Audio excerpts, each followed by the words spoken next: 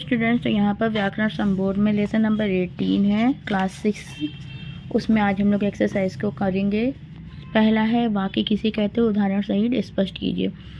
Answer होगा शब्दों के सार्थक और व्यवस्थित समूह को वाक्य कहते हैं। उदाहरण मोहन गेंद से खेल रहा है। सेकंड है वाक्य के कितने भेद होते हैं, उदाहरण सहित स्पष्ट करिए। तो यहाँ पर दो इसके आंसर हो सकते हैं। वाक्य के कितने भेद होते हैं, इसका ये होगा। वाक्य के दो भेद होते हैं, उद्देश्य और विधेय। वाक्य में जिस के विषय में कुछ बात कही जाए वह उद्देश्य कहलाता है। उदाहरण राधा पत्र लिखती है, तो इसमें राधा के बारे में बात हो रही है, तो राधा उद्देश्य है। नेक्स्ट है वाक्य में उद्देश्य के विषय में जो कुछ कहा जाए उसे विधेय कहते हैं। उदाहरण में हमारा देश महान है। हमारा देश कैसा है, महान है, तो महान है हम लोग का विधेय। और एक दूसरा क्वेश्चन भी बन सकता है कि वाक्य के कितने भाग होते हैं, वर्गीकरण करना है, कितने प्रकार होते हैं। तो वाक्य का वर्गीकरण दो आधारों पर किया जाता है। अर्थ के आधार पर इसके 8 भेद होते हैं। सेकंड है रचना के आधार पर। क्वेश्चन नंबर 3 है निम्नलिखित वाक्यों में से उद्देश्य और विधेय को अलग करना है। तो उद्देश्य और विधेय मोस्टली बेसिकली आप ये कह सकते हैं कि सब्जेक्ट एंड प्रेडिकेट आप क्लास 6 से पढ़ते आए होंगे, तो एग्जैक्टली वही चीज़ है। जो सेंटेंस का फर्स्ट पार्ट है वो हो गया सब्जेक्ट एंड बाकी जो भी है वो हो गया प्रेडिकेट। पर्वतराज भारत का मुकुट है, पर्वतराज के बारे में बात हो रही है, तो वो हो गया उद्देश्य। और पर्वतराज क्या है, भारत का मुकुट है, तो वो हो गया विधेय। ऐसे ही गांधी जी भारत के महान नेता थे, गांधी जी हो गया उद्देश्य, बाकी का सेंटेंस हो गया विधेय। हमें प्रतिदिन विद्यालय जाना चाहिए, हमें उद्देश्य में प्रतिदिन विद्यालय जाना चाहिए, विधेय। लीजा सिलाई का काम करती है, लीजा उद्देश्य हो गया, सिलाई का काम करती है, विधेय। वह व्यक्ति बहुत धनी हो गया, वह व्यक्ति हो गया उद्देश्य, बाकी का सेंटेंस हो गया विधेय।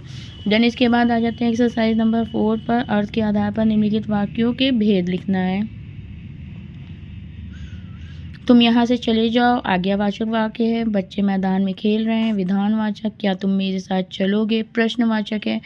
यदि परिश्रम करोगे तो सफल होगे, संकेतवाचक। शायद मैं कल मुंबई जाऊं, संदेहवाचक है। भगवान करे तुम कक्षा में प्रथम आओ, विस्मयादि वाचक है। इच्छावाचक भी हो सकता है क्योंकि उसकी इच्छा है कि आप प्रथम आए, तो इच्छावाचक भी हो सकता है। हाय या तुमने क्या कर डाला, विस्मयादि बोधक। चांदनी रात सुहानी होती है, संकेतवाचक है। इसके बाद नेक्स्ट पेज, कृपया मेरा नाम भी लिख लें, आज्ञावाचक। आप कहाँ चले गए थे, प्रश्नवाचक। मुझे आज दफ्तर नहीं जाना है, निषेधवाचक। विद्यालय का फाटक बंद कर दो, आज्ञावाचक। आपका जीवन मंगलमय हो, इच्छावाचक। तो उसने ही तुमसे यह बात कही होगी, संदेहवाचक। सुबह से बादल छाए हुए हैं, संकेतवाचक। यदि पैसे होते तो मैं घर खरीद लेता, संकेतवाचक। सुरेखा चंदा मामा पढ़ रही है, विधानवाचक। इसके बाद है 5th एक्सरसाइज। जो भी आपको ब्रैकेट में दिया वो उसके अनुसार हम लोग को सेंटेंस को चेंज करना है। हिरण तेज दौड़ता है, तो इसको हम लोग को प्रश्नवाचक बनाना है, क्या हिरण तेज दौड़ते हैं। सेकंड है वह खेलने गया, इसको बनाना है संदेहवाचक में, तो शायद वह खेलने गया है। क्या अफजल गेंद से खेलता है, विस्मयादिवाचक सेंटेंस बनाएंगे, अरे अफजल गेंद से खेलता है। वह कमरे में आ गया, आज्ञावाचक। वह कमरे में आ सकता है। तुम अपने कार्य में सफल हो गए, इच्छावाचक है, तुम अपने कार्य में सफल हो। तुम कल वहाँ जाओगे, निषेधावाचक। तुम कल वहाँ नहीं जाओगे। माताजी घर जाएंगी, संदेहवाचक, तो माताजी शायद कल घर जाएंगी। सलीम जद्दा से लौटा, प्रश्नवाचक। क्या सलीम जद्दा से लौटा है। सोनिया परीक्षा में प्रथम आई, विस्मयादिवाचक, तो वह सोनिया परीक्षा में प्रथम आई। 10th है तुम प्रथम स्थान प्राप्त करोगे, संकेतवाचक। यदि तुम प्रथम स्थान प्राप्त करोगे। 11th है कि आपने खाना खा लिया, विधानवाचक में आपने खाना खा लिया है।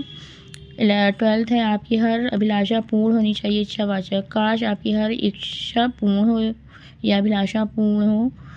13 है तुम्हें विद्यालय में ठीक समय पर आना चाहिए, आज्ञावाचक। तुम्हें विद्यालय सही समय पर आना होगा। ये आपका ये एक्सरसाइज होती है कंप्लीट और ये लेसन भी आपका होता है कंप्लीट।